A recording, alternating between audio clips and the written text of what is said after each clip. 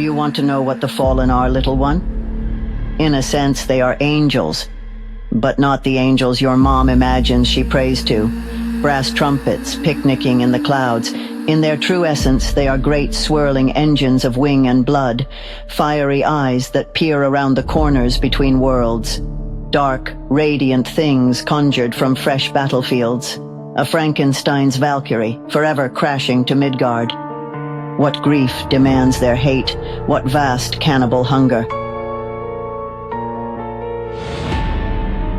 Welcome to the Fallen Cycle Mythos Fiction Podcast. This universe is full of secrets, waiting for those brave or foolhardy enough to seek them out. Cycle 2, Party at the World's End. Welcome back to the Fallen Cycle Mythos Fiction Podcast. I've had a bit of a hiatus playing through a whole bunch of RPGs for the Modern Mythology podcast and getting into the weeds with that, which is, of course, ongoing. But I've carved out a chunk of time for getting together our next audio theater serialized fiction extravaganza. I don't really have a proper term for the format we're doing here. It's a bit like with Tales, where it makes perfect sense in the style of story for it to be illustrated in the old fairy tale picture book format, but no one nowadays seems to know what to do with that format. And, here's a project that isn't quite audiobook, isn't quite soundtrack, isn't quite several other things. Rock opera. Part of why I've chosen to release these free as a podcast is precisely for this reason, so I can stick to the format that actually makes sense for the material. And I don't have to give a shit, frankly, about what publishers think about that. It's more or less what's kept me primarily indie and niche for 20 plus years, I'm sure, of media production, but I don't see any way around it. Most popular formats don't quite work for me, at least not universally. So yeah, I really went down the rabbit hole on the soundtrack for these next two seasons, season 5 and season 6, because the story itself really calls for the soundtrack to not only be prominent, but also a featured portion of the story itself. The story I'm talking about, of course, is Party at the World's End. Chronologically, this was actually the first novel in the Fallen Cycle, although for various reasons, I decided to syndicate it second here on the podcast. One of those reasons is that while I try to keep full-length books in the cycle self-contained, some of the framing may land a bit more cleanly after you finish Tales from When I Had a Face, especially in terms of Lilith's arc. That said, if you're just joining us, you can absolutely start here. I wrote this book on and off between 2004 or thereabouts when Join My Cult was published, and I decided to work on a sequel of some sort in 2014 in a variety of formats and editions over that time. So returning to it for me personally was a trip for any number of reasons. At one point, it was even a screenplay, which was briefly optioned.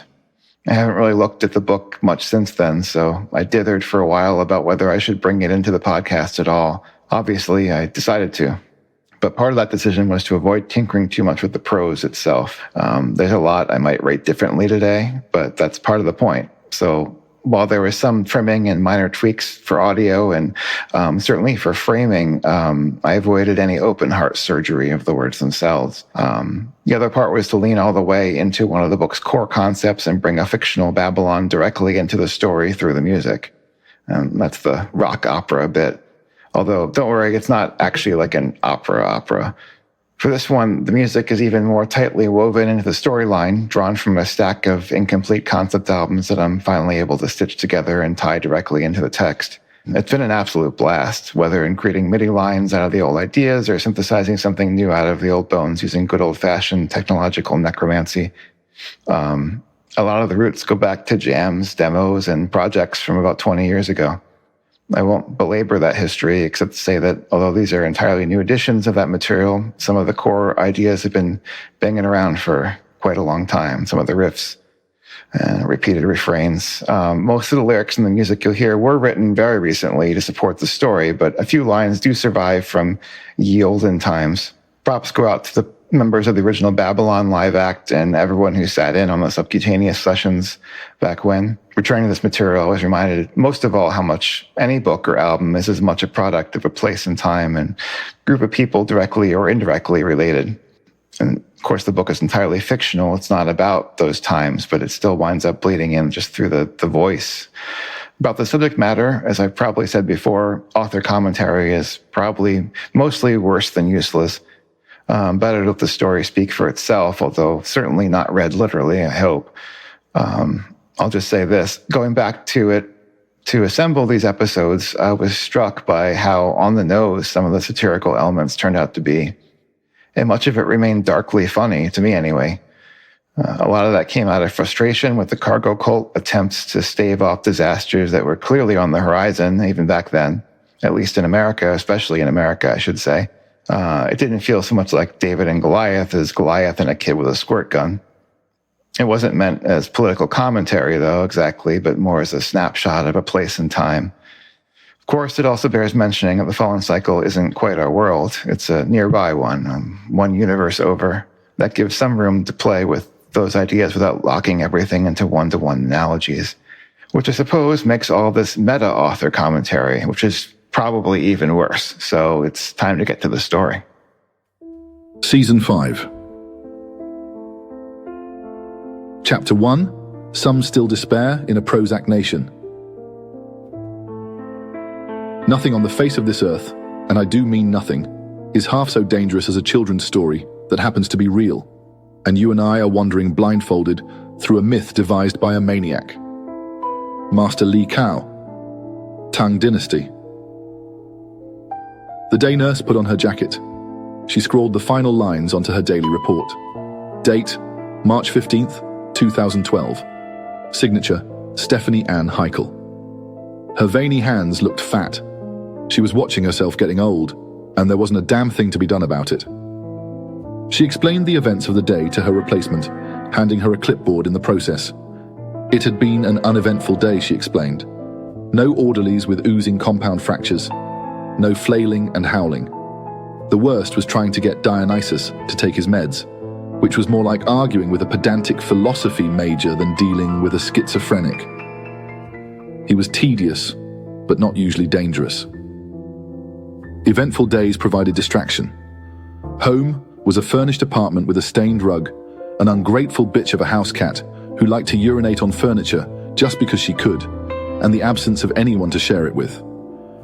Dionysus was one of 3 patients brought in after some stunt at a mall, which turned ugly. The others, Johny, a maladjusted paranoid, most paranoids were maladjusted, right? And a gender dysphoric turnip with a genius IQ that referred to herself on good days as Jesus.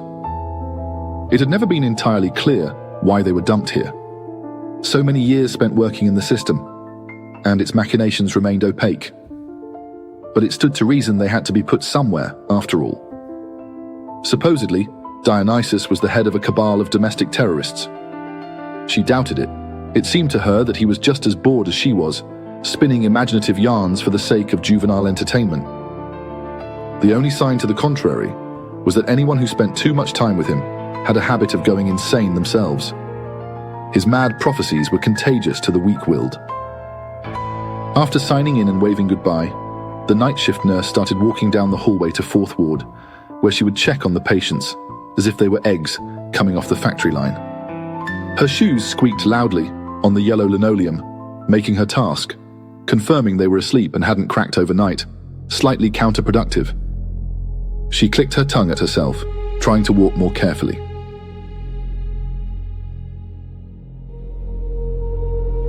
Scritch, scritch, scritch.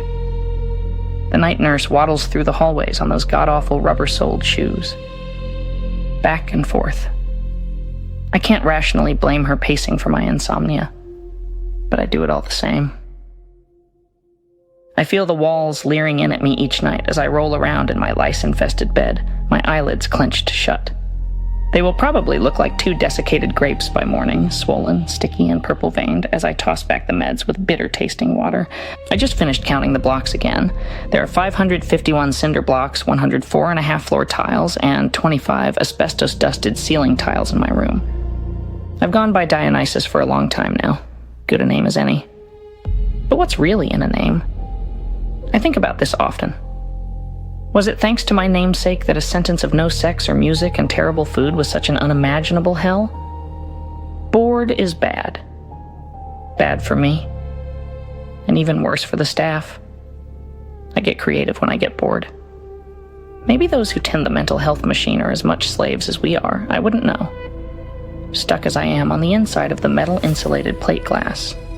It's depressive ideation, the doctors say, to think about the poisonous PCBs polluting our body's water by proxy. It is an obsessive fixation to mention the soil, leached of its vital nutrients, leaving us all as hollow as dried gourds. Granting dreams equal reality with waking was magical thinking. They had a name for everything, a real obsession with sickness. They saw it everywhere.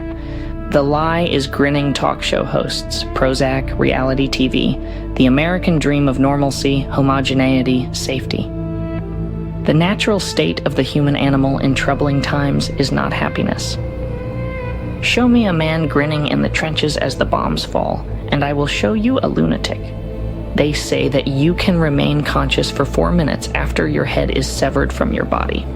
This entire nation is just like that head, desperately trying to tell itself that it was all a bad dream. The first couple of months in this place, I was sure the story wouldn't end here. I held out hope. I was, after all, just an overeager, idealistic kid. I thought I could break the cultural brainwash by hopping on a table with a toy gun and scream, "You're free!" Apparently that gets you incarcerated these days. The terrorists didn't just fly planes into buildings. After the World Trade Center was blasted to the ground, many in the States, certainly many in New York, witnessed an interesting transformation. In the weeks that followed, we looked at one another with new eyes. We were snapped awake, startled as if from a dream. And despite the horror, there was also a sense of possibility, even hope, in those new eyes. We all operate under the mandates of a myth until we are shown in a stark way that the previous illusion cannot hold. If you brave that passageway with eyes open, you spy just a fleeting glimpse at the naked truth before she is again wrapped in new cloth. Collectively, we couldn't face our nakedness. Instead of hope, we got fear. A solemn, reverent fear that feared laughter most of all. Somewhere in that twisted rubble lies the shattered remains of this country's sense of humor. I admit that the Shahada flag flying behind us in our propaganda video may have been a shade too far. Bottom line, ideas don't count for a whole lot in this world, but on their own, they're mostly benign. Ideals, on the other hand, get you a special jacket with one sleeve. Ideals get you shot. I lost that idealism as months turned into a year. Our guerrilla street teams of lunatics, whole lot of good they were to the two of us who weren't supposed to get caught. Jesus was lost to us all, wandering endlessly in an inner world of possibility.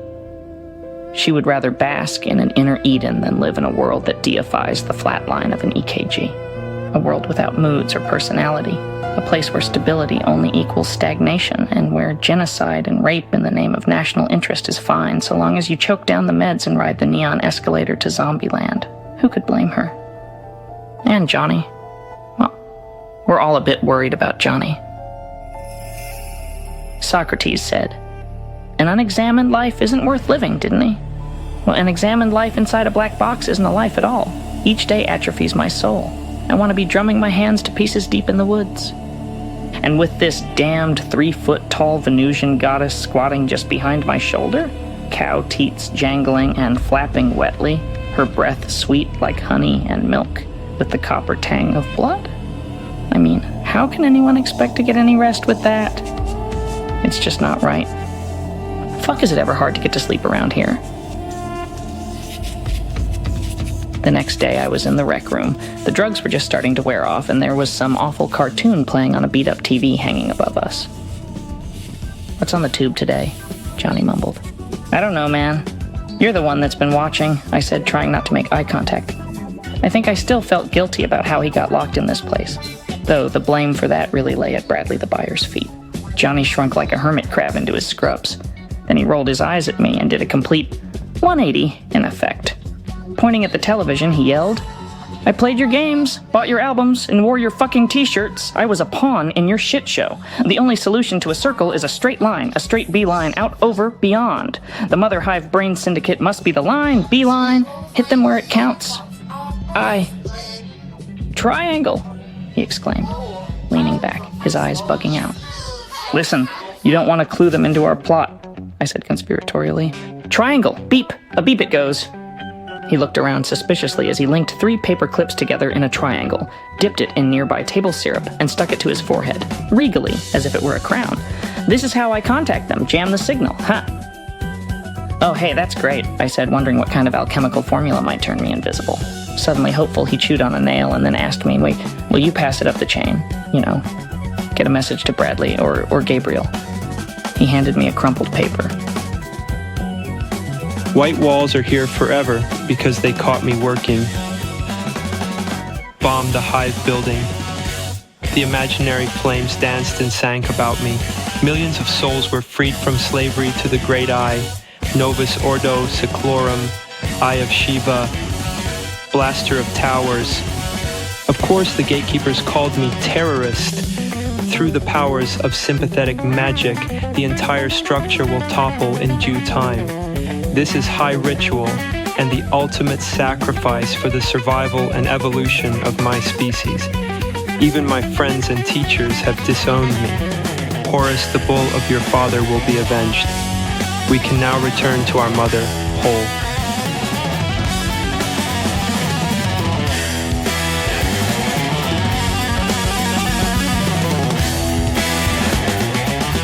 The dove resides within the blasted tower, and within that destruction, that madness, we lay the seed of the purest aspects of life.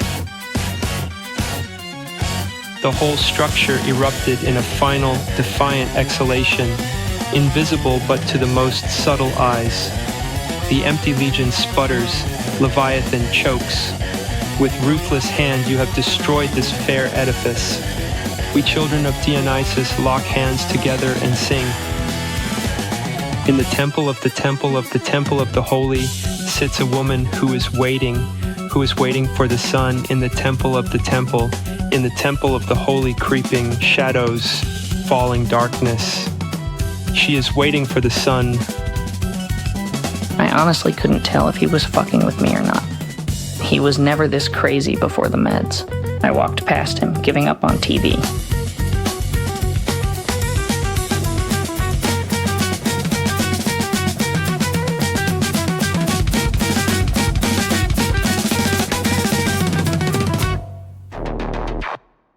Time is different when you're locked up. The building takes on a life of its own. You're just a parasite in its metal and concrete bowels. Clocks dictate your movements, when drugs are administered, when it is time to eat, when it is time for walkies. Saturn rules us. This is the underworld. But the empty routine is what saves and breaks you in this place. Please understand, this is coming from someone who might find talking to a goddess while the world burns an entertaining but not otherwise abnormal experience. Maybe serpents writhe out from under her skirt. Maybe your nose is overwhelmed with the smell of sandalwood and you discover that she has a head like a rooster. Maybe you're both Egyptian gods. She has a screaming orgasm, and only then do you realize you both ate a 10 strip a few aeons ago. Etc., etc. My point is, I can handle that. That's normal, but this routine, it's like a snake coiled round my lungs. The routine nearly won. The story very well could have ended here. An endless procession of days lost in these hallways, living on antipsychotics, industrial food, coffee, and smuggled nicotine. Nights peering through cracked windows at starless skies. Routine said today was Wednesday. One-on-one time with Dr. Fine at noon. I took a quick glance at our ticking overlord. It was 11:45. At 11:47, the first glimmer of hope arrived in an unexpected place, a package from FedEx. I was scrawling another page in the journal Dr. Fine had asked me to keep for him. Instead, he got a jaunt through my head. Poor guy.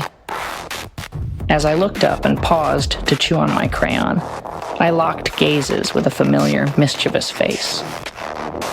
Loki. John Waters. Peter Lorre-looking motherfucker.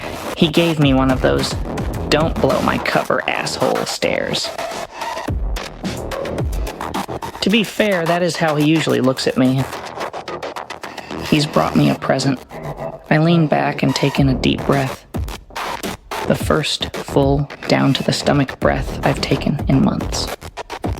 Birds flutter outside the barred windows of the commons, the first signs I've seen of spring. Suddenly, time was on my side. Oh, yes, it is. The orderlies walk up to me, two shambling golems with brains rendered little better than off-brand Jell-O by years of American Idol and a strict diet of high-fructose corn syrup. They drop a sorry-looking teddy bear. It stares back at me from the ground with button eyes. I'm not sure how buttons can look simultaneously cute and forlorn, but these do. Just a little lost, Mr. Teddy. This came in the mail today. It was from your family, one of them said. I pick it up. Mr. Teddy, you've come back to me. I amble back towards my room and try to look like I'm having a conversation with little men in the ceiling. My fingers run a pattern across threadbare fur. They come to something solid, deep inside its fuzzy little belly. Oh, Loki. If these are as good as the last batch, then the staff of this ward are in for an interesting evening. I'm sorry, Mr. Teddy. It looks like it's time for exploratory surgery, and I'm not exactly a doctor.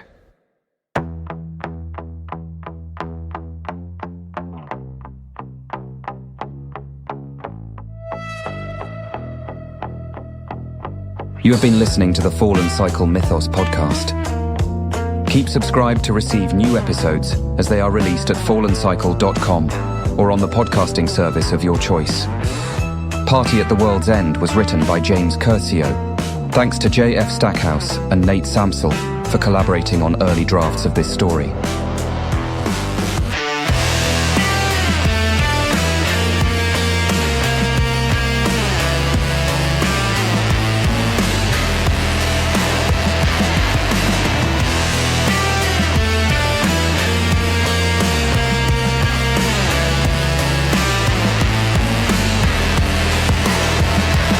The soundtrack was produced by James Curcio, with special thanks to various creative collaborators for inspiration and soundtrack source from old sessions, including, in no particular order, Scott Landis, Sean Marsden, Jen E., Gaetan, Sarah and Rahul Iyer, Martine Della Ruffa, David Bessel, Ari, and Nate Sampsel. Cut the Sky's Throat, an album selected from this feature's soundtrack, is free to stream and will be available on Bandcamp. Music by Lilith, Dionysus, Cody, Jesus, and Ariadne.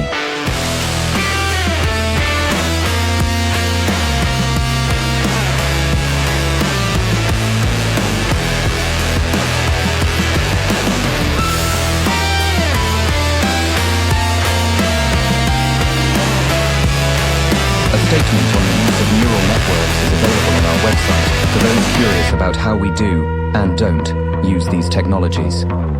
This podcast is Creative Commons 3.0, Attribution, Share and Share alike, non-commercial use.